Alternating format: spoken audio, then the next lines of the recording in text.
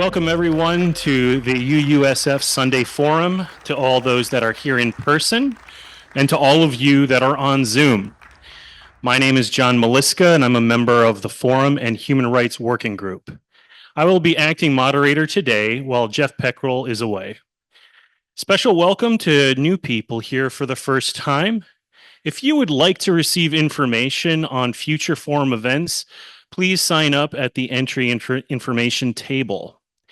We want to give a special thank you to all those that produce Forum, including the breakfast crew, David Heilbrunn and our sexton Thomas Brown, as well as to Jonathan Silk, our communications director. Before we begin today's program, we just have a couple announcements. On Sunday, October 13th at 12:30, there will be a special fundraiser to support families from Gaza displaced by the violence. Joining us will be Rabbi Lynn Gottlieb of Jewish Voice for Peace, as well as historian Dr. Allison Tanner, who will be speaking about apartheid-free congregations. Today's presentation will end at around 10:25, and we will have time for Q&A afterwards. We've distributed note cards.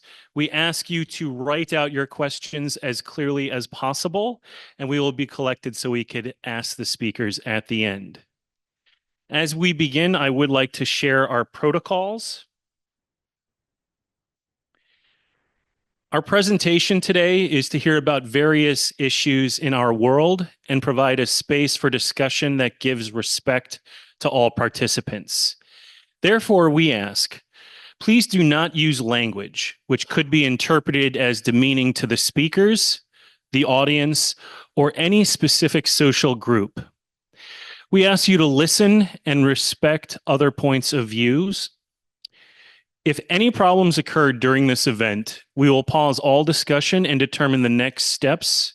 So we hope all agree to these expectations as set out in our society's covenants. Now it's my pleasure to introduce Dolores Perez Heilbrunn, our co-chair of the Human Rights Working Group. Dolores. Thank you. Good morning, everybody. We, the members of the First Unitarian Universalist Society of San Francisco, acknowledge the Ramaytush Ohlone people, who are the ancestral custodians of this land. We pay our respects to the Ramaytush Ohlone elders, past, present, and future, who call this place, the land that our society rests upon, are their home. We are proud to continue their tradition of coming together and growing as a community.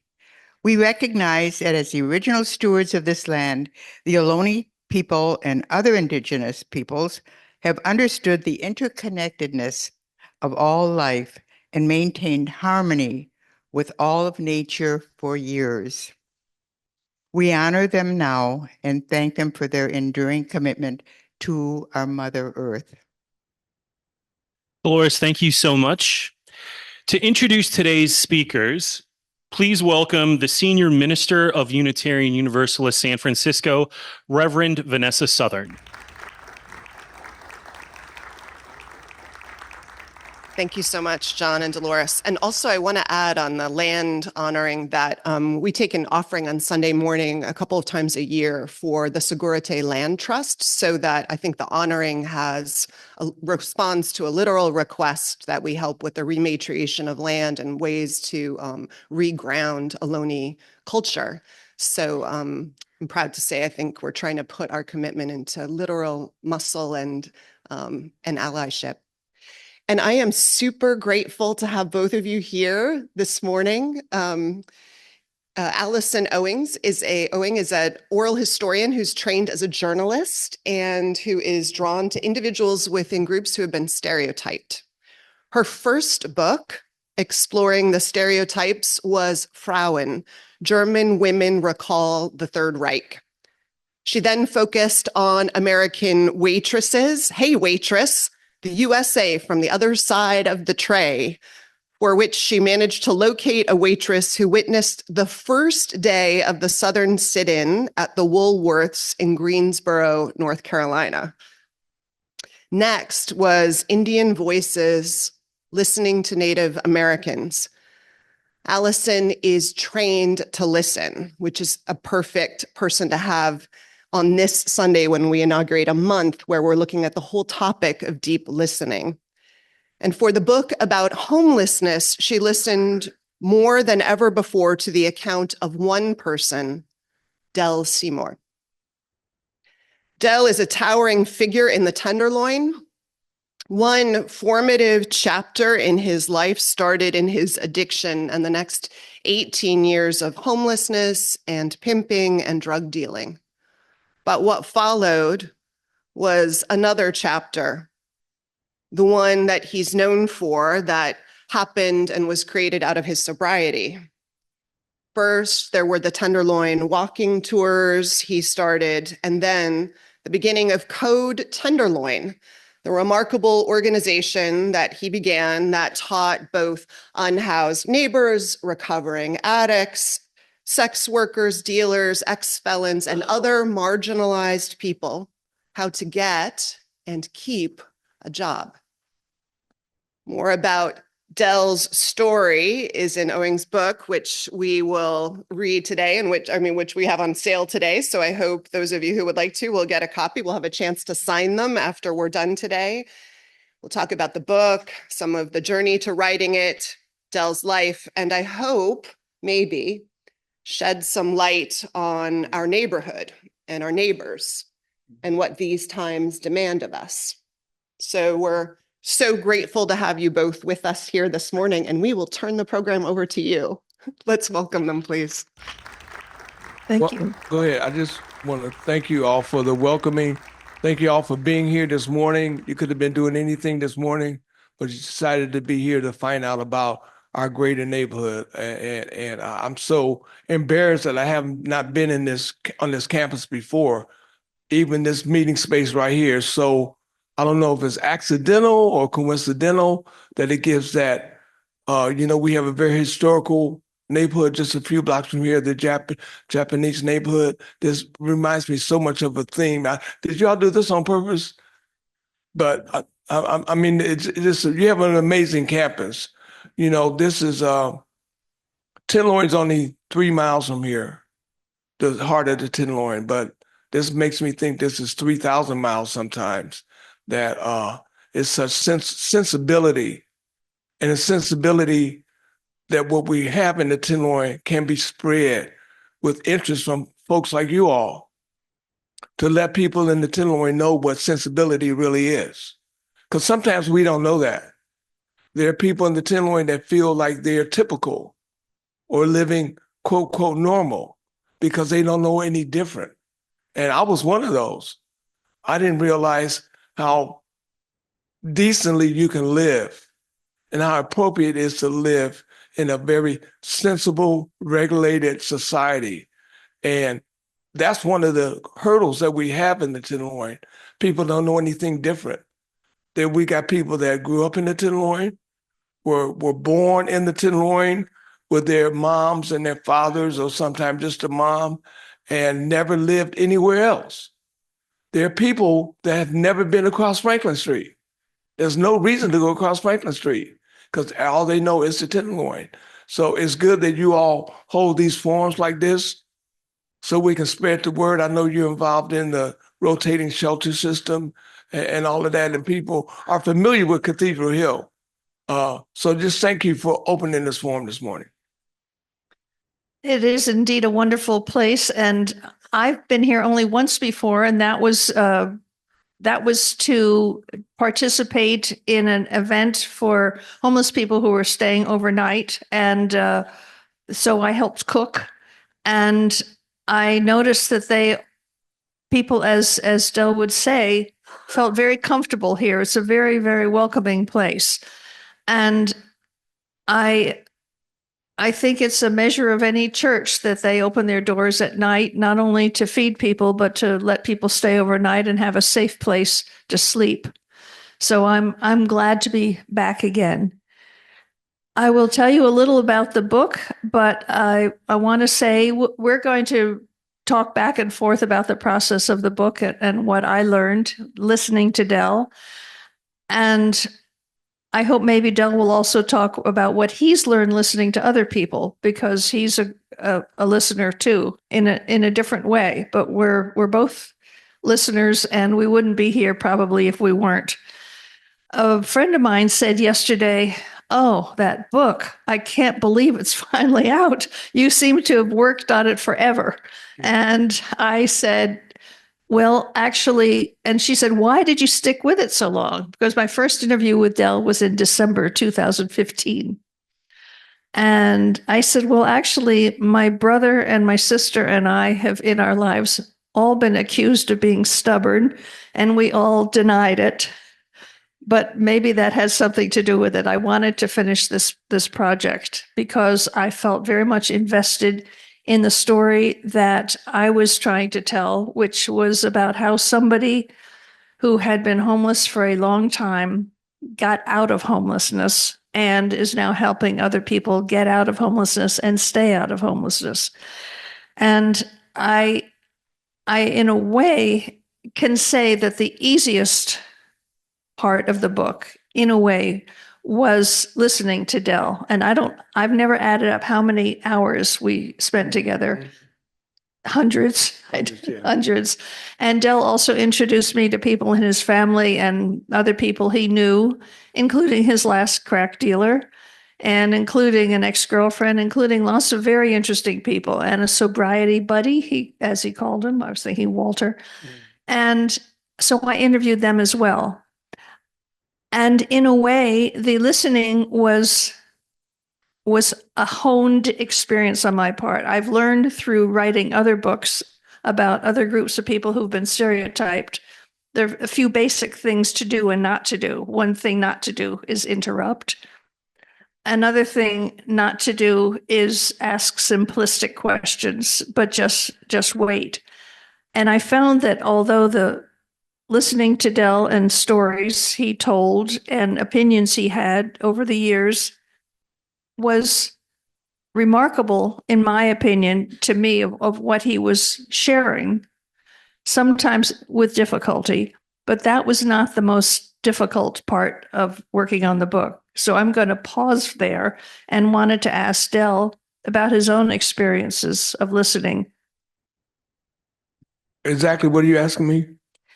Your own experiences of listening to people who come to you with any kind of problems, because if the theme partly is listening, and I've been listening to you, you don't, there's no reason for you to listen to me other than what is the question. But I was just thinking this morning that a lot of your work has had to do, and I've actually witnessed it several times, people coming up to you with a problem and asking your advice, and you listen. So I wonder about your listening technique, if you're even aware, if there is one. No, actually, listening is one of the points that I teach in my classes when I give seminars. That's a big thing. It's a chapter called listening. And, one thing I just want to say is homelessness or being unhoused is not unique. And the damn sure ain't new. Been around a long time. Those of y'all who have read that book that we call the Bible, if you read it, 80% of people in that Bible are homeless. Jesus Christ was born in a way house between towns where travelers kind of lean in between town to town, because on a donkey it would take you one day to go 10 miles. So you had to have a place to stay overnight, laying on some hay in a little shed. That's where he was born. And he wasn't going from one house to another. He was going from wherever to wherever with his parents. So homelessness is not new. Everyone in this room has someone homeless in their families, whether you admit it or not. Go ask your grandma. Go ask your dad. Believe me, there's homeless in all of our families. So when people come to you and you want to be nice and be listening and all, and they'll tell you, start talking, and you'll interrupt. Ain't nobody gonna tell you what they're going through in 30 seconds, or 2 minutes, or 3 minutes, or 5 minutes. You gotta shut up and listen to their story. because maybe 10 or 15 minutes, they'll really tell you what's going on. Because you ask them initially, oh, yeah, I'm going through a little bit. They don't trust you. It's going to take at least 10 minutes for them to trust you. And you know how they trust you? Because you listen. You're the first person in weeks or days that actually listen to them without interrupting. Sooner or later, they'll tell you what's really going on. And that's the only way you can help them. You got to really know exactly what they're going through and figure out if you're a good fit, you may or may not be to help them. But if you can't, then you got to figure out your next resource, your next referral. Because otherwise, you just had a conversation, which they have all day long. Just shut up and listen. Amen. Amen. It happened several times in our years of talking together, of my listening to Del, that I was astonished at how rich and deep his experiences were and how they formed the person he is today, and how painful some of them were, and how consistent they were. I'd say there are perhaps some inconsistencies in numbers. Yeah. This happened 10 times, this happened 100 times, this happened 1,000 times. But other than that, the stories were very consistent and had to do with what he learned in part from other people. And I think that one of the joys of my work has been to listen and to trust what I was hearing. And that brings up another question. It's semi-related. At least in my work, once I have listened, what I do, I'm somewhat fastidious as a journalist. I'm not fastidious as a baker or as many other things, but I'm fastidious as a journalist. I would hire a person to transcribe the interviews. I taped everything that Del told me and his friends told me. And then I would hire, I don't know if you know this, but I would hire a transcriber to type up a transcript of the interviews. Then and that wasn't enough for me. I would then get the transcript printed out, and then I would listen again to the entire interview and make sure that there was nothing incorrect.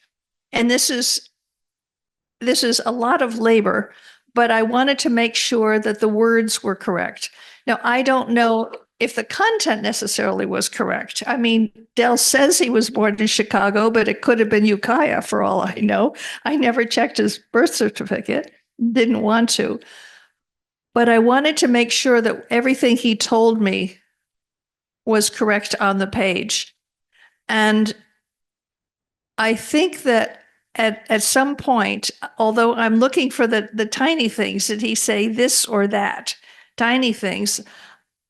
I also wanted to make sure that the overall sense of what he told me was accurate, that I was getting the sense of what he said, unfact checked, but just the overall sense. So I wonder maybe if Del could talk a little bit about the process of being interviewed, sometimes about subjects that he didn't necessarily want to talk about. Well, as you kind of mentioned, I am from Chicago. We have a code of silence in Chicago. We're historically a so-called mafia city where all the communities kind of react together as a code of silence. That's the kind of cities that Boston, Philly, Chicago, Detroit are. I mean, that's just the way of life. You know, I relate to the story that my uncle or my grandfather, I can't remember which because they were close, came and got me. We lived in the projects and took me out on a Saturday. You know, we had a 1963 Buick. I remember that. And we went to the car wash. We went to the hat shop. We went and got our shoes shined, and we spent the whole day together. You know, a day I was 7, 8 years old, something like that. And when we got home, my mom asked, "Where you been all day?" And I says, "Oh, we went to the car wash, the hat shop, the bowling alley, the yada, yada, yada. And my uncle was standing right there. And once I got finished telling my mom where I've been, he took me in the room and whipped my butt severely. I still feel it. And says, you don't tell nobody nothing about what you do or where you been. You don't say nothing to nobody.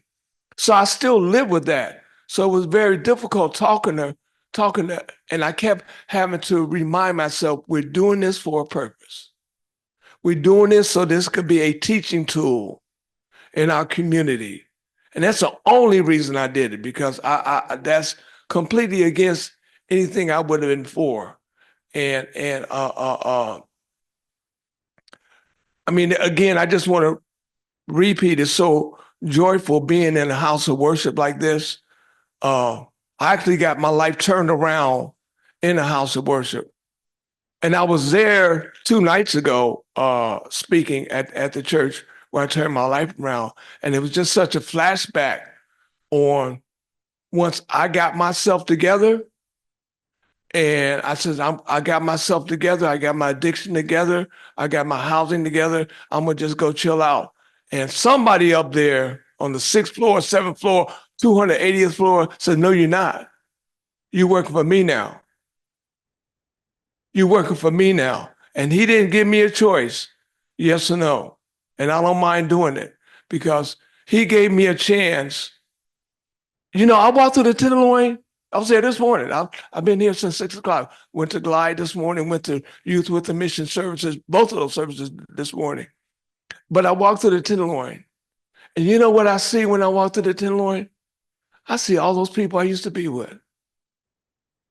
It's been 15 years since I've been in that tent. But they're still out there. And I don't feel he's done with me until those people are not there no more.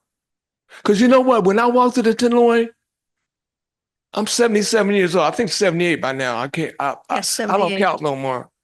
Thank you for counting. Yeah.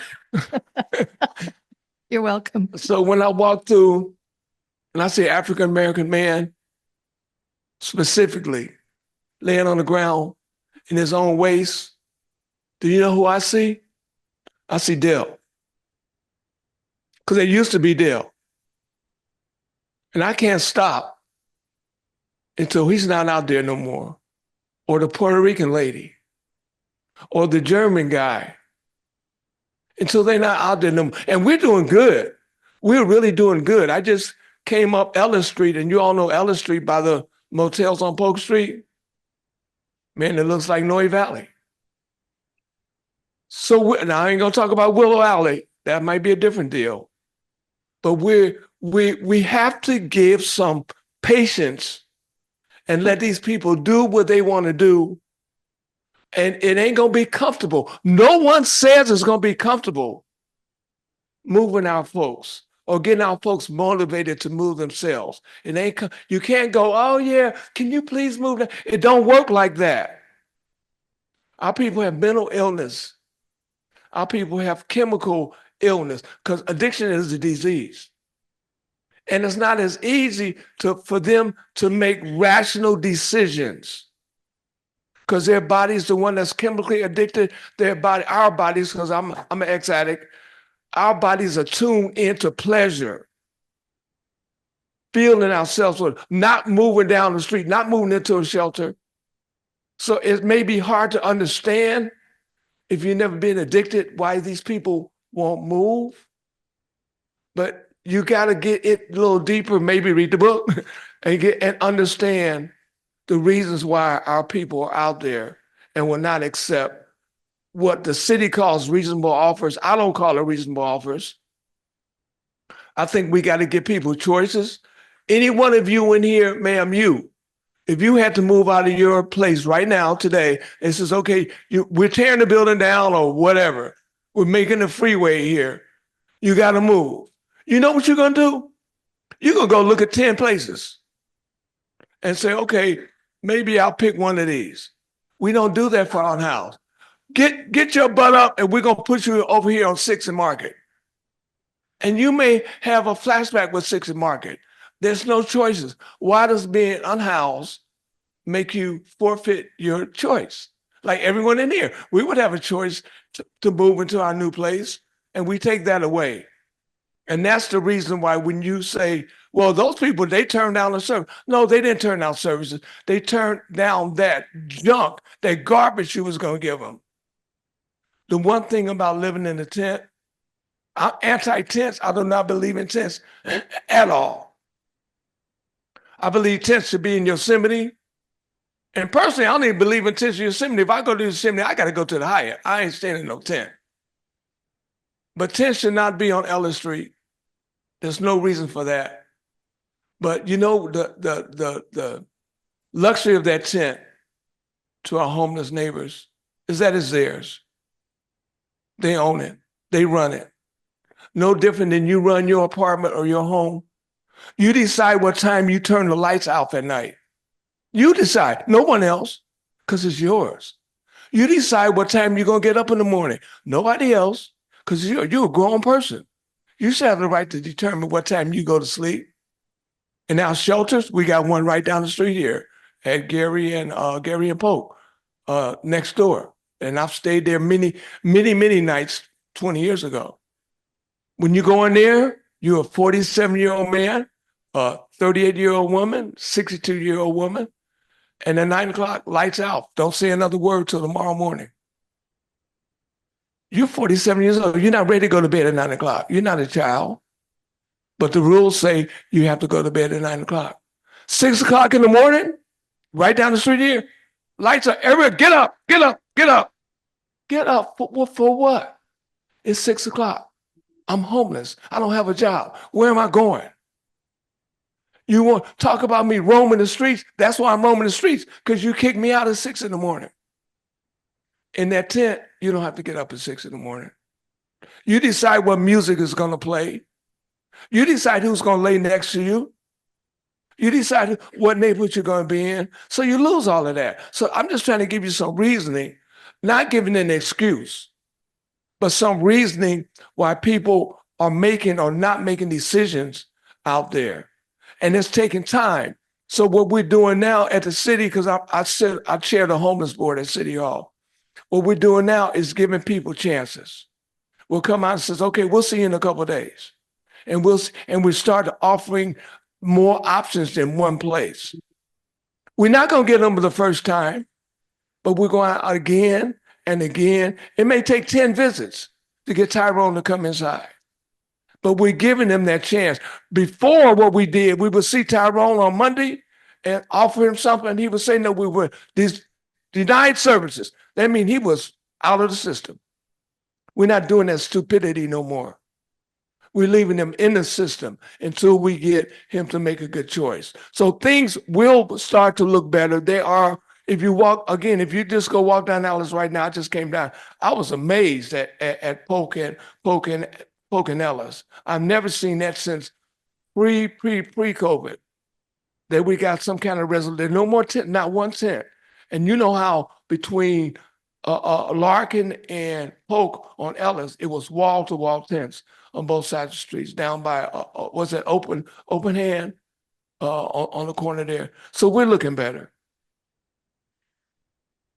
Related to what Del was just telling you about, I was thinking about the people who live in tents or in shelters or sometimes in cars. And incidentally, one of the facts that I learned from Del in the course of working on this book is that there are people in San Francisco, no doubt other places, who have full-time jobs who are homeless because they cannot afford to live anywhere here. So these are the people who maybe are told to get out at 6 in the morning with no place to go until their work starts at whatever hour.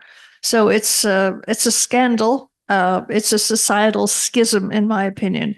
But I wanted to talk a little bit also about people who are in tents, because I'm assuming mostly to a group of individuals who are housed, who have shelter. And I'm often asked, and I'm sure Del is asked too, what can we do? And there are, of course, 100 answers. But I think one of the key aspects of what one can do who is a sheltered person. I have learned from Del. I mean, it's absolutely Christian. It makes perfect sense, is to treat another human being with dignity and to say hello. And I personally have found this difficult in that I feel awkward being a person walking by, standing, and there's a person on the ground. And I feel an inequality. I'm up looking down. And yet, from what I've heard from Del, just an acknowledgement from somebody else who is feeling horrible that you, yes, you are a human. How are you doing today? Or don't even ask that, but just good morning helps just in a tiny, tiny way to make a person feel that maybe there's some dignity in life and that might help with that person's next step. Do I have that right? Yeah, that's the message that I try to deliver is when you're walking down our streets, that person on the curb, it's not a fire plug, not a parking meter. That's not a bush. That's someone's uncle. That's someone's daughter. That's someone's mother. That's a human being. You know, I do the Tenderloin walking tours, and I bring this up all the time on my tours. I'll be taking 30, 40 people from Palo Alto or Los Altos or through the Tenderloin, and there'll be a real cute dog. I'm not really a dog lover, but I'll say cute dog. There'll be a really cute dog, and all the people on my tour, hey there, puppy, hey there. And when we get back and do our debrief, I said, remember you all stopped and greeted that puppy? You didn't say nothing to Tyrone. You didn't say one thing to Tyrone, who was on the next block. And that's what we got to change, because you may think that don't mean nothing to Tyrone, but someone typical like us in this room will stop and just say, hey, good morning, brother. How you doing? How's your day? God loves you. Might be the biggest thing he's had all week, that a typical person stopped their day to greet him or her. I keep saying Tyrone or Sheila. And that can mean the difference in their life. Maybe he'll say, you know, I'm not a piece of crap. I'm not doggy poop. That woman just stopped and said hello to me and spent a moment with me. Maybe I need to get up and, you know, comb my hair a little bit or something. You never know what impression you'll have on someone. You never know if you remind Tyrone of his brother. Hey, that guy looks just like my brother. You know what? Let me go call my brother. We get so many renumications, if that's the right word, from people that don't think, because they left their family, because a lot of times, especially our drug-involved people, have done something sinister in the family, keeping it real, you know, some financial thing that they feel, oh, I done stole the piano, or I done took the credit card, or I stole the car. I can't go back home. And they have been avoiding their family because that addiction, and I did it myself when I was addicted. I did some things that I doggone shouldn't have done in my family financially. And they did some things and they think they can't go home. And we'll spend time with them. We don't do it immediately. We spend time with them and convince them, let's call your brother. Oh, he don't want to hear from me. Well, let's call him. And do you know 99.99.99% of the time when we call their brother, where's he at? I'll send for him. Where's he at? Because people don't realize people forgive and they miss you. And it takes a while. Sometimes it took 20 years for my family to forgive me. But it takes a time of forgiveness. And I mean, my sister didn't speak to me for 20 years when I had my addiction. And she wouldn't answer the phone. Once I got clean, she wouldn't answer the phone. And she knew it was me. And she lives in Chicago. And I said, I'm just going to go knock on the door. I got on a flight, drove to Chicago, not drove, but flew to Chicago. A friend of mine, one of my collaborators says, Dale, you too crazy. You don't need that situation. You don't need to be going there. And she said, I'll go with you. And she was in North Carolina teaching. So she met me at O'Hare Airport, and we drove to my sister's house in the middle of the day. Hadn't seen my sister in 20 years. I talked to her and knocked on the door. And she opened the door, and we hugged and kissed, and we were together until she passed away just recently. We were together almost every day by phone. And I had no idea. I just did it. And so to get back to you, 99% of the times, people accepted their people back because, we just think, oh, we screwed up. We really messed up. We lost all the trust. And that's not always the case. So to getting back to your question, what can you do for people? Again, I chair the homeless board at City Hall, been on the board for 10 years. And right now we're running about $64 million a year budget. We can't fix it. So don't think anyone in this room, unless you got 65 million, that you can fix it. You can't fix 10,000 people. But you know what you can do? Brother, you can fix Tyrone. You can fix Sheila. Get a relationship with someone who's out there at whatever level that you feel comfortable with. There are people that's in transition houses and shelters. They're not necessarily on the street with a needle on their arm. That might be a difficult challenge. And I'm not asking you to do that because you are not ready for it. All the years that I've been in harm reduction and working, I'm still sometimes not ready for it. We get it all the time, but you can find someone in some kind of status, be their sponsor. And when I say be their sponsor, I'm not saying be their sugar mama or their sugar daddy, but be their emotional sponsor. Like you, ma'am, you get a job. If you were looking for a job, you get a job. First thing you'll do, you're going to call your cousin, you're going to call your sister, you're going to call your kids, you're going to call your auntie, you're going to call the pastor. You're going to call, hey, I just got a job at United Way. You're going to call and brag. Everyone in this room. Our people ain't got nobody to call. You could be that person. You could be that person there. Hey, I just got a job at United Way. And give them that support that you need. And when they call, hey, they just gave me a raise. Oh, great, let's go out and have a cup of coffee. Or when they call on their Wednesday morning and says, I don't feel like getting out of bed. You need to tell them you need to get your butt up and get to work. We all need someone we can call because all of us got someone we can call. Our people don't because they think their family's against them. They can't call the person in the tent next to them because they don't care. They really don't care. But someone that could care to let them know that you're doing a good job. How's your job? How's your boss? That's how you could do it. Again, you don't need no money for that. You can take them out to dinner every once in a while or take them to lunch or on their birthday or something.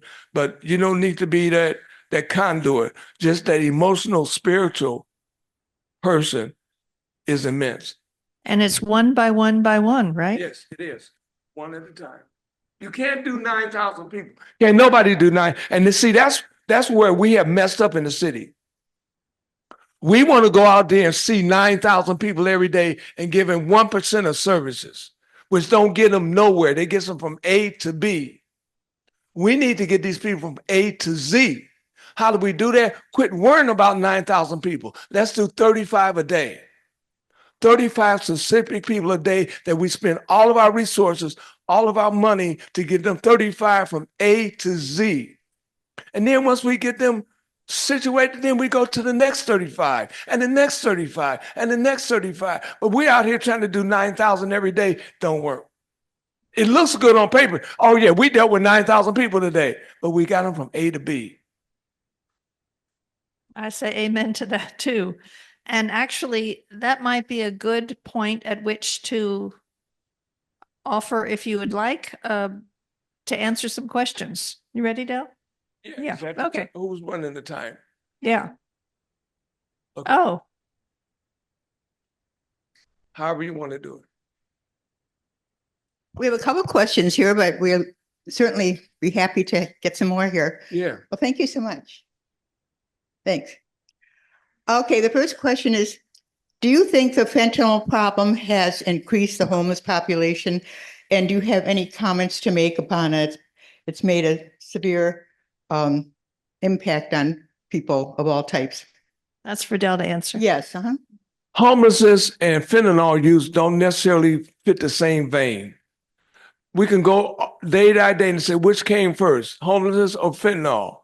Most of the fentanyl groups on our streets are not homeless. Those are not homeless structures out there. Those are dope structures where people congregate, get around in a circle on the sidewalk, take over that corner to use fentanyl, which has nothing to do with their homeless status, nothing at all. So the homeless actually get a bad name for being fentanyl involved. Some of them are, of course. I'm not going to sit here and deny that.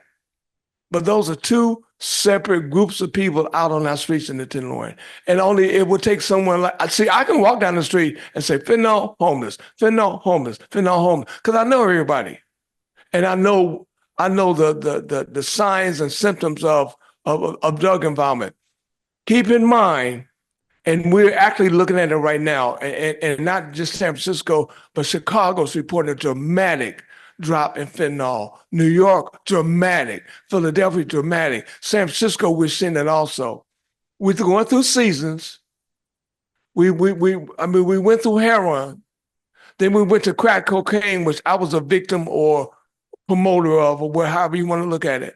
We went through that. We thought that would devastate us. We thought AIDS would devastate us. We thinking that fentanyl would, it won't. It'll be gone. Unfortunately, we'll have another drug by then. But fentanyl will be gone. It's already losing favor right now because the massive crackdowns and seizures they're doing is really affecting the purity of it.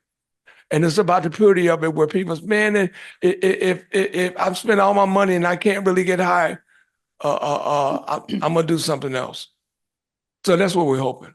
And then you also get fentanyl put into other drugs that people don't necessarily realize they're about to ingest some fentanyl too. So that's another complication with fentanyl. Yeah, see, fentanyl is a byproduct. It's garbage. The drug manufacturers have thrown it away for years. It was a byproduct garbage that didn't amount to nothing. And then when they found out it produces a euphoric high similar to real opiates, then it became a commodity. But it's still, I mean, it's garbage cheap. But we're finally getting enough pressure on China. It's manufactured in China, distributed out of Mexico. People think Honduras, but it's not. It comes from China, and the products come to Mexico, but we're finally getting some diplomatic crackdowns on that distribution. Thank you. Do you find the services, maybe you answered this question already, do you find the service organization set up by the city of San Francisco to help the homeless doing a sufficient job, or can they do a better job, and in what way? I'd say that this is something that Dell did address, which is instead of going from A to B, try to go to A and Z and go deep rather than wide. That's maybe just my summary. Do you want to say something to that? Yeah, you can't really stereotype these nonprofits that have contracts with the city. City basically does no work on the streets. All of the work on the streets is done by nonprofits. So in that point, we got good nonprofits that are really doing wonderful jobs. I would like to say mine called Code Tenderloin. I think we do wonderful work out there. I may be a little biased, but there are good nonprofits and there are nonprofits that aren't doing their job. Thank you. This is from a person, 8 years ago, I used to walk from here to Market to take a class and was uplifted by the friendly greetings from everyone. I wondered why they weren't respectful. I wondered why they weren't resentful of me in my dressed up clothes. I don't know if that's a question or someone's comment. They may remind them, you may be remind them how they used to be and how their life used to be. And then the fact that you don't walk by holding your nose, that you look them in the eye, and they respect you for that. It's kind of embarrassment. I remember when I used to take vacations away from Tenderloin, still being homeless. And I remember when I was in Sacramento, and I was a younger person then. I was 35, 45 years old. Still age-wise, a viable person in society. And I would be out on the streets in downtown Sacramento where all the government offices are, EDD and the state capitol. And I would see all these viable 45-year-old African-American men and women on the way to work at the state capitol. And I was out trying to find some dope. I can't imagine, I can't express to you how bad that made me feel. That these people my age, my minority, on the way to work, and I'm out trying to find me a rock of cocaine. But I respected them. I admired them. And I said, I'll be in your seat one day. And I am. Alison in Dallas person asks, thank you both for being here. The person says, I feel uncomfortable walking by a man or woman lying in the street and want to say good morning. How can I do that respectfully? I'd say just say good morning. I'm sometimes, I have a little, it's not exactly a trick, but a little experiment. I sometimes see somebody especially in the Tenderloin, looking pretty miserable, trudging along, and happens to glance at me, and I will smile. I mean, a big smile of hello. And I'm sometimes astonished at the transformation in the other person's face that someone smiled at me, and I get a smile back. And I feel that I've been rewarded tenfold for just one little smile from me. So I think, and I'd say, do what feels natural. I mean, don't be phony baloney. And if somebody also is asking for money, this is sometimes related. As Del would say, $1 doesn't do much, $2 doesn't do much, but 5 or 10 can buy somebody a meal at a fast food place, and do that rather than, not to mention, chump change. Thank you. And this, Ma'am, you had something? You need to use your intuition. You're a grown person. You've been around a little while, and you need to use just general intuition. No difference if you was doing a power walk when you leave here this morning and you power walk up Jackson Street past the Visadero, and there's a man sitting on this porch reading the newspaper, and you would say hi. He may look you in the face and give you that look. Like, why are you talking to me? I'm sitting on my own porch, minding my own business. Why should you even speak to me? No difference. You'll get people that you'll speak to on the streets that won't speak back. You'll get people that give you an evil look for saying something or interrupting, but you'll get those good ones. So again, be safe. I'm from Chicago. We got that street intuition. We know who to mess with and know who not to mess with. So you can kind of develop that, and if it don't feel right, don't do it. And I tell people they said, what about people asking for money? If it feels right, do it. I walk by people all the time that ain't said nothing to me. And I said, and the Lord, or somebody, I'm pretty sure it's the Lord, go give him $5. That you just feel like doing it. And again, rather than take 5 $1 bills and give everybody $1, take a $5 bill and just do one person. Because that's going to mean, and I'll tell you, I shared this story at the last thing we were at. I was in Chicago last year, and I had to go to the UPS store, and this lady walked up to me who was, you could tell she was drugged out. I'm an ex-addict, so you may not know, but I know. She was completely drugged out. And she says, hey, can you give me some money, brother? Can you give me a couple dollars? Because I was trying to get in the UPS store and getting back to my car, I just put out a $5 bill and said, here, I just wanted her out of my life at that moment because I'm trying to focus. And I said to myself, well, I just spent $5 on dope, right? And I came out of UPS and I got in the car and I was driving in the same parking lot. I was driving by a Wendy's or a Chucky's or whatever. And this woman came out here with a bag full of food. completely proved me wrong. Completely. And I had to check myself on that I had no right to judge her because I do this preaching thing with people. When they ask me about giving money, I says, when you get your check every week from UPS, your boss don't tell you what to do with that money. So when you hand Tyrone that $5, why do you have a right to tell him what to do with that money? If you're going to give it, give it. If you can't afford to give it, don't give it. And I tell people, what about when Tyrone says, hey, brother, can you give me $1? I need to get a beer.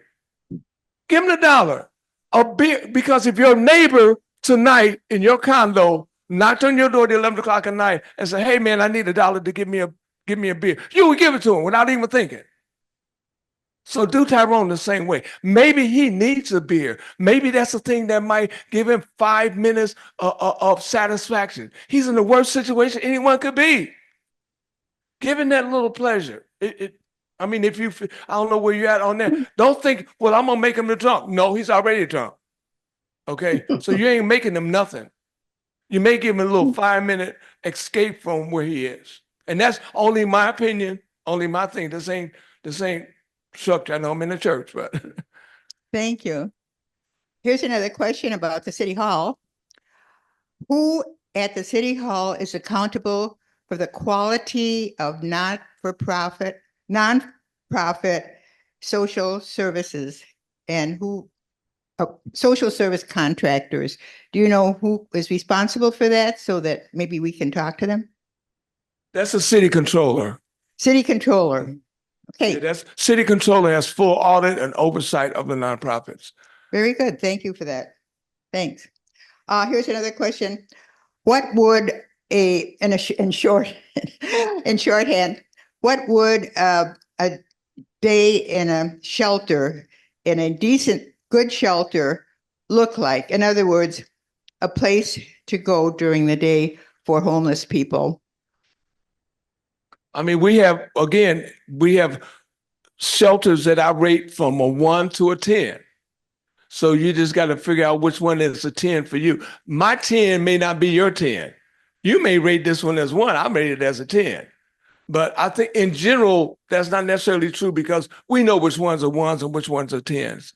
But we got some very responsible shelters run by faith-based groups. Our best shelters are run by faith-based groups. And if historically you go by Salvation Army and the other faith-based groups are the ones to start sheltering years ago, 100 years ago.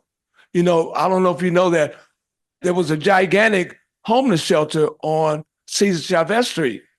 And Cesar Chavez used to be called Army Street. And you know why it's called Army Street? Because Salvation Army had the whole top of Army Street. That was their campus for homeless folks. Bill had an idea that he's been talking about. This is not in my book. About having a shelter, having separate room for people who are sheltering to go and have some peace and quiet, or to listen to music on their own, or just to escape from everybody else, rather than just be in one big dorm with everybody else making noises and smells right next to you, but have a separate exit, almost like an island of sanity where you can just be by yourself and get your thoughts together. So it could be it could be a campus like this, where this building here would be for people that don't want no parts of drugs, don't want to hear about it, don't want to talk about it. That building over there for people that have not settled their drug problem. Place over there where people just want to do arts and on the campus, no different than a college campus, no different than a faith-based campus. You can't put all those people in the same building. I'm sitting here trying to cure my habit while you sitting right next to me cleaning your pipe. That don't work. And that's what we do. We don't. And back east, I've been, I haven't been on vacation in 20 years. When I do get on an airplane, I'm going to check shelters out. Chicago, in the last 2 years, I've been Chicago, Detroit, Baltimore, Austin, wherever, St. Louis, New York, Memphis, Montgomery. I go to see how other people do it. Other people, unfortunately, do it better than we do. Here's another question about our governments in the city and in the state. This is from Zoom. What do you think of Governor Newsom's edict about homelessness? We have made Tyrone a political football. The governor to me, should not be speaking on homelessness unless he's ready to fund something. The decisions need to be made by people that have a degree on their wall of unhoused folks, or have a mental degree or a medical degree. A politician knows nothing about it. He's never been homeless in his life. So why is he even speaking on it? And again, we need to take it out of the governor's hand and put into a panel of people that they got degrees in doing this. We let people, and if the mayor, whoever the mayor is, and I'm not saying what in specific, the mayor, the governor, they get a phone call 2:00 in the morning. Hey, buddy, there's some people on my corner. Can you get rid of them? Okay, buddy. And that's how we do it. And that's not the way it's supposed to be done. Shouldn't be done based on phone calls if someone's upset because the homeless have moved in front of their house. Here's an interesting question too. Regarding the causes of homelessness, what do you say about the thousands of apartments, et cetera, and empty offices that are empty right here in San Francisco? In other words, do you think they can be? Well, I met with the mayor, and I both spoke at a groundbreaking ribbon cutting for what is the name of that bank building? Right next to Ross. Humboldt Bank building that we're opening 77, I think it's 77 units of housing in there. We cut the ribbon last Thursday, the mayor and myself. So what I like to say all the time is right now there's 9,100 whatever unhoused people in San Francisco. We also got 9,100 vacancies, vacant apartment buildings, vacant hotels. It's a numbers thing. How can they not figure that out? 9,000 homeless, 9,000 vacancies. Duh. Nothing to do with financing. Oh, one other question here about reaching out to people in the homeless communities. Can you reach out and help one person and not engage all the others in their community? Because a lot of them say there's a great sense of community among some of the homeless people. Probably better than between SF neighbors.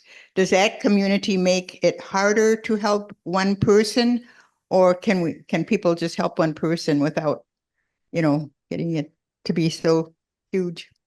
Well, I mean, you got to explain it to say if I'm gonna intervene to get you into a program, and you all are standing around. I'm gonna let you all know that let me get her set up.